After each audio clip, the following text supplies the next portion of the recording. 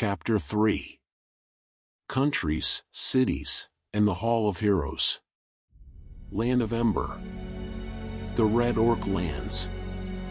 In the past, almost the entire flat land was theirs, but as the dragons began to descend from Dragonland, their land empire was cut in two. Now they have no real capital, but Julkang's fortress might count as that. Julkang is the leader of Red Orcs. Kingdom of Slanbu. Dark Elf territory. Their capital is the Ghost Mountain. They don't have any diplomatic relations with other races. Nothing at all. That's why no one knows anything about them for 50 years. And it is in no one's interest to disturb them.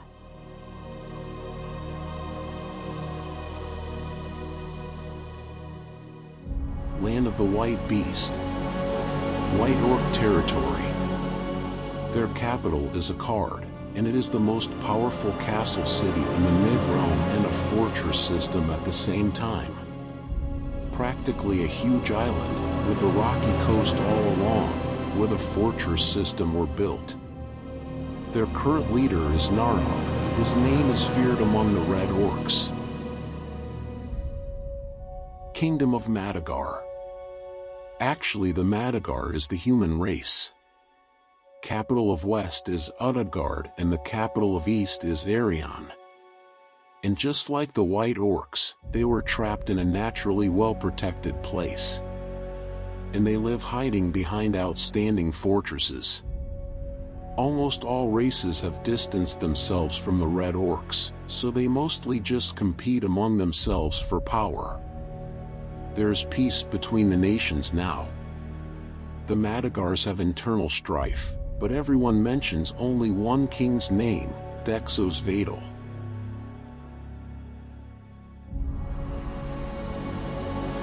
Hall of Heroes. Julkang, nearly 100-year-old veteran warlord, leader of the Red Orcs.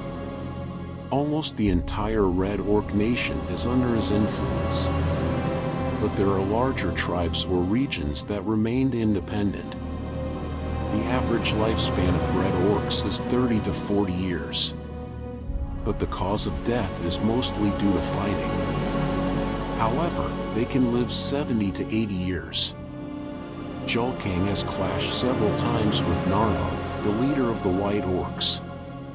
And he was defeated several times. Julkang is exceptionally smart, has a good physique, and is long-lived. And he is also credited with taming a smaller monster dragon.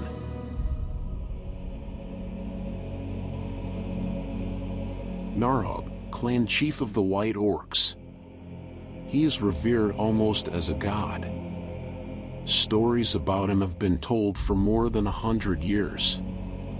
In his younger days, he even fought against Julkang's father, who also fell short against him. An archenemy in the eyes of all Red Orcs. Narhub is a strategic genius, but his physique is weaker next to the other White Orcs. Both his speed and fighting skills more than compensate for its lack. Possessor of a fearsome scimitar, the Giant's Rib, which grants him eternal life. At least that's what they say. On the other hand, the scar of major injuries remains even after healing.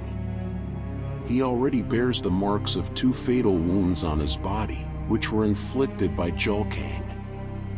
Legends and legends were born about this scimitar, the Giant's Rib. They say it's from some other flatland, or that Narhub himself went to another flatland and got it there. The famous fortress system of the White Orcs is also linked to his name. And despite their small numbers, they are tough opponents.